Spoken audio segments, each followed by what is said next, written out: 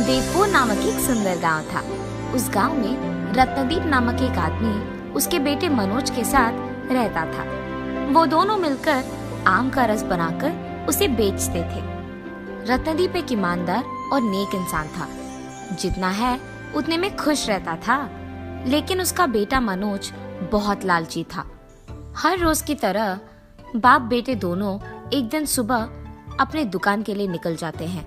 वहाँ कच्चे आम और पके आम को लेकर उन्हें धोकर साफ करते हैं और उसके बाद उन आमों को छीलकर उनके टुकड़े बनाते हैं। उसके बाद उसे मिक्सी में डालते हैं। उस मिक्सी से ताज़ा ताज़ा आम रस को बाहर निकालकर एक गिलास में डालकर उस पे काजू, किशमिश, बादाम और खजूर डालते हैं।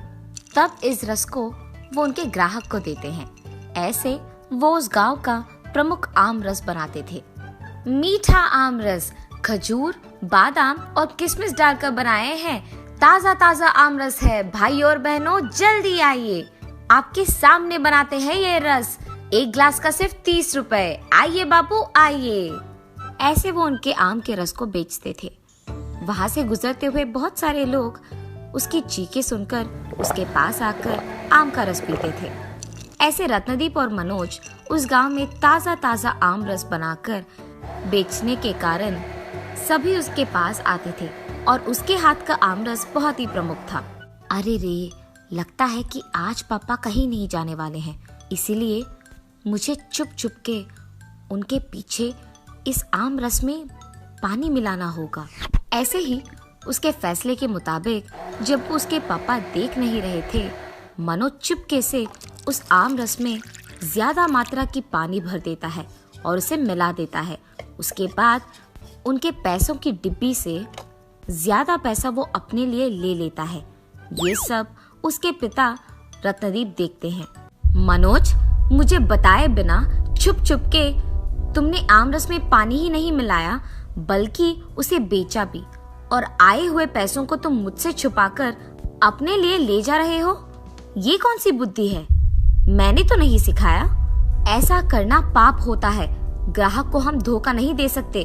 ये मेरे खिलाफ है। इसीलिए कम से कम अब से तुम बदलना सीखो और ये सब छोड़ दो बेटा। ये हमारे लिए अच्छा नहीं है।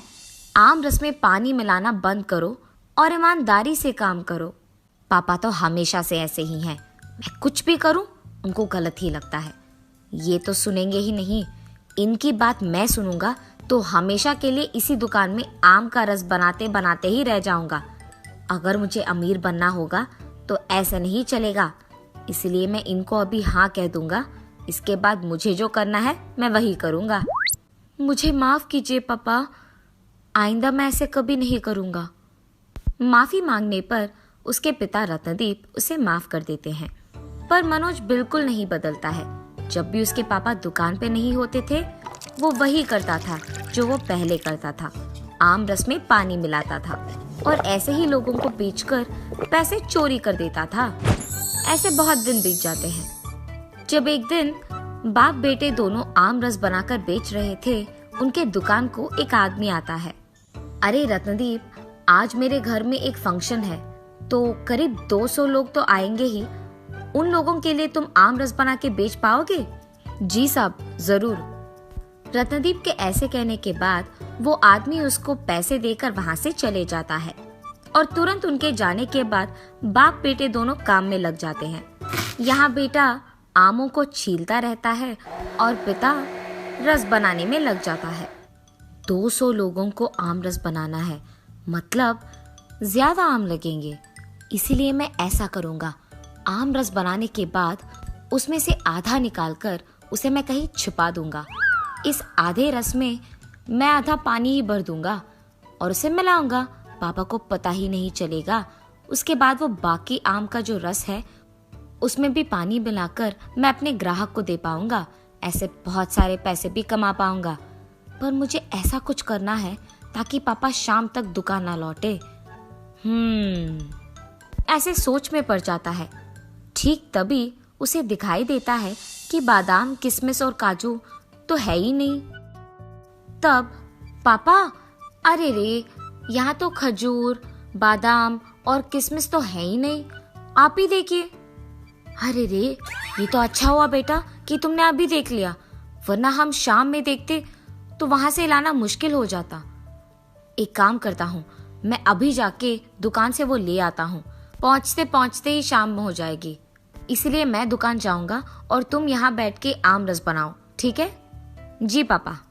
जैसे ही उसके पापा वहां से निकल जाते हैं, मनोज उसके फैसले के अनुसार ही आधे आमरस को छुपा देता है और आधे में बहुत मात्रा की पानी भर देता है और उसे मिला देता है। इतने में उसके दुकान को एक ऋषि आते हैं। बेटा, एक आमरस का ग्लास मिलेगा? अब मुझे इस ऋषि को एक ग्लास देना होगा। इसका मतलब ये है कि इसके बाद मैं एक ग्लास पानी वापस इस रस में मिला दूंगा, तब किसी को कोई शक नहीं होगा और मुझे 30 रुपए का लाभ भी मिलेगा। हाँ जी साहब, अभी देता हूँ। ये कहकर वो एक ग्लास में आम रस डालकर ऋषि को देता है। तब उस ऋषि को मनोज के मन की बातें सारे सुनाई देती है और ऐसे कहते हैं, तुम बहुत लालची हो और तुम्हारे दुकान को आ रहे ग्राहक को तुम धोखा दे रहे हो और ये गलत है। तुम आम रस में पानी मिलाकर उसे बेच रहे हो और ज्यादा पैसे कमाने के लालच में अपने पिता को भी धोखा दे रहे हो। उन्होंने तुम्हें बताया भी, मगर फिर भी तुम नहीं बदले और बदलोगे भी नहीं। तुम्हें तो ये सब सुनाकर कोई फायदा नहीं है, इसीलिए मैं तुम्हें श्राप दे रहा हूँ कि तुम तुरंत एक खरगोश बन जाओ और इसी भूमि पे तुम रहोगे और जब तक तुम्हें अपनी गलती का एहसास नहीं होगा, तुम ऐसे ही खरगोश बन के रहोगे। तुम्हारे श्राप का विमुक्त तब होगा जब एक इंसान तुम्हें कोई लालच के बिना तुम्हारा ख्याल रखेगा। सिर्फ तब तुम अपना पुराना अवतार पाओगे। ऋषि के ऐसे कहने के बाद मनोज तुरंत एक खरगोश में बदल जाता है और खरगोश को देख ऋषि वहां से चले जाते हैं। हाँ, मैं खरगोश की तरह कैसे बदल सकता हूँ? अब अगर मैं खरगोश की तरह बदल गया तो मुझे यहाँ से जल्दी जाना होगा, वरना कोई मुझे यहाँ से उठा लेगा। अब मैं क्या करूँ? मुझे कहीं तो छुपना होगा। ऐसे वो खरगोश डरते हुए इधर उधर देखते हुए छिपने लगता है। ठीक तभी उसके पिता रत्नदीप उनकी दुकान पहुंचते हैं। हाँ, मैंने सोचा मेरा बेटा यहाँ पे आम रस बना रहा है, पर इसने तो फिर से वही गलती दोहराया। इसको लगता है कि मुझे पता नहीं चलेगा जब ये आम रस में पानी मिलाएगा। हाँ, इसका गलती तो मुझे ही ठीक करना पड़ेगा। मैं जल्दी जल्दी आमों को छीलकर रस बनाऊंगा, उतने में मेरा बेटा तो यहाँ आ ही जाएगा। ये फैसला करके रत्नदीप तुरंत आमों को छीलकर रस बनाने में लग जाता है। उसके बाद वो उस बनाए हुए रस को उस आदमी के घर दे देकर उसके दुकान वापस पहुंच जाता है और उसके बेटे के बारे में सोचते रहता है। मनोज कहाँ गया? अब तक दुकान ही नहीं आया। ऐसे सोचते हुए वो बहुत निराश होते हैं और दुखी बैठ जाते हैं। इतने में खरगोश उनकी बातें सुनता है। ये सब मेरे ही कारण हुआ है। मैं अपने पिता को बहुत दुख पहुंचा रहा हूँ और ये अच्छा नहीं है। मैं अपनी लालच की वजह से आज ये भुगत रहा हूँ और मेरे पापा मेरे सामने रहकर भी मुझे पहचान नहीं पा रहे हैं। मुझे यहाँ से चले जाना ही बेहतर लग रहा है। ये फैसला करके वो खरगोश वहाँ से चले जाता है। रास्ते में दो लोग उसको देखकर उसे उठा लेते हैं। अरे ये क्या? किसी ने मुझे उठा लिया। न जाने अब मेरा क्या होगा। अरे ये खरगोश तो तंदुरुस्त दिख रहा है और कितना प्यारा भी है। ये दिखने में प्यारा ही नहीं बल्कि बहुत मोटा भी है, इसीलिए आज शाम को ये हमारे पेट में जाएगा। इस खरगोश से हम क्या स्वादिष्ट खाना बना सकेंगे, ये सोचो। इसीलिए हम इसको अपने साथ घर लेके जाएंगे। अरे बाप रे, ये मैं कहाँ फंस गया? इन्हीं लोगों के साथ रहूंगा तो शाम तक मुझे खाना बना देंगे। मुझे जल्द से जल्द यहाँ से निकल जाना होगा, वरना ये लोग मुझे खा जाएंगे। उस खरगोश को लेकर बहुत दूर चलने के कारण वो दोनों थक जाते हैं और रास्ते में एक पेड़ के नीचे छांव होने के कारण वहाँ बैठकर आराम करने लगते हैं। खरगोश को अपने पास बिठाकर वो दोनों बातों में व्यस्त हो जाते हैं। ठीक उसी समय खरगोश बहुत चतुर बनकर वहां से निकल जाता है। निकल के जब खरगोश अपने आप कहीं चल रहा था तो एक आदमी उसे देखकर उसे उठा लेता है। अरे, इस खरगोश को देख तो ऐसे लग रहा है कि कहीं से भागते हुए आ रही है। इसको जल्द से जल्द पानी पिलाना होगा। ये फैसला करके वो आदमी उस खरगोश को अपने घर ले जाता है। उसे पानी पिलाकर खाना खिलाता है। लगता है कि यह आदमी बहुत अच्छा है। मुझे रास्ते से उठाकर खाना खिला के पानी पिला रहा है।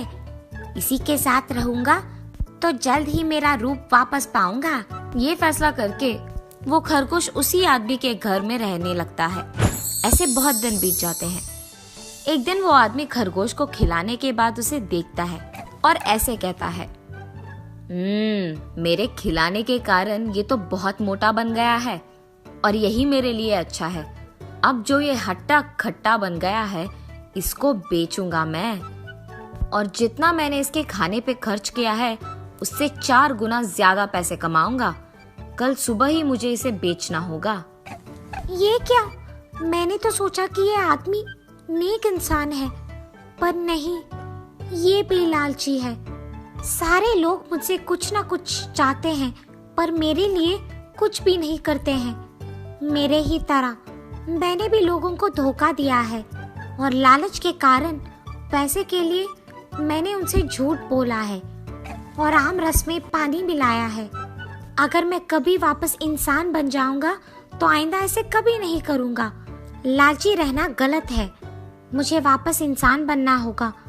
मतलब यहाँ से मुझे आज रात ही निकल जाना होगा, वरना कल सुबह ये मुझे बेच देगा। ये फैसला करके उस रात सबके सोने के बाद वो खरगोश उस घर से निकल जाती है। लगातार भागने के कारण वो खरगोश एक पेड़ के नीचे रुककर आराम करने लगती है और थकान के कारण तुरंत सो जाती है। एक औरत उस खरगोश को वहां देख उसे नींद में उठाकर उसके घर लेके जाती है। नींद से जागते ही खरगोश चौंक जाता है। हाँ, मैं यहाँ कैसे आया? इतने में वो औरत वहां आकर उस खरगोश को खाना खिलाती है और उसे उसके पास ही रहने देती है। ऐसे कुछ दिन बीत जाते हैं। एक दिन वो औरत जब उस खरगोश को खाना खिला रही थी, वो ऐसे सोचती है, इस खरगोश का मेरे पास रहना उसके लिए उतना अच्छा नहीं है। अगर ये ऐसे ही मेरे साथ रहेगा तो शायद कोई इसे हानि पहुंचाएगा। इसीलिए मुझे इस खरगोश को जंगल में छोड़ देना होगा, वहां ये खुश रहेगा। ये फैसला करके वो औरत उस खरगोश को लेकर उसे जंगल में छोड़ देती है। खरगोश को जंगल में छोड़ते ही वो तुरंत मनोज के रूप में वापस बदल जाता है। खरगोश को इंसान के रूप लेते हुए देख वो औरत दंग रह जाती है। अरे ये क्या? खरगोश एक इंसान में कैसे बदल गया? मुझे अपना रूप वापस दिलाने के लिए शुक्रिया। आप ही के कारण मैं अपना पुराना रूप पाया हूँ और अपने श्राप से विमुक्त हुआ हूँ। आपको मैं कभी नहीं भूलूंगा। ये कह के वो उस औरत को सब कुछ समझाता है और उसके बाद खुशी खुशी उसके पिता के पास वो लौटता है। रत्नदीप अपने बेटे मनोज को देख बहुत खुश हो जाता है। बेटा, तुम इतने दिन कहाँ थे? मुझे बहुत डर लग गया था। पापा, लालच के कारण मैंने बहुत कुछ देखा और बहुत कुछ भुगता। अब मुझे अपनी गलती का एहसास हो गया है। ये कहकर वो उसके पापा को सब कुछ बता देता है। बेटा, जो हो गया सो हो गया। अब तुम मेरे पास आ गए हो और तुम्हें अपनी गलती का एहसास हो गया है। मुझे बस यही काफी है। चलो, हमेशा की तरह हम अपना काम करते हैं। जी पापा, मैं आज से आपकी तरह बनूंगा। ईमानदार, नेक और मेहनत करके पैसे कमाऊंगा। ऐसे वो दोनों मेहनत और ईमानदारी से पैसे कमाते हैं और खुश रहते हैं।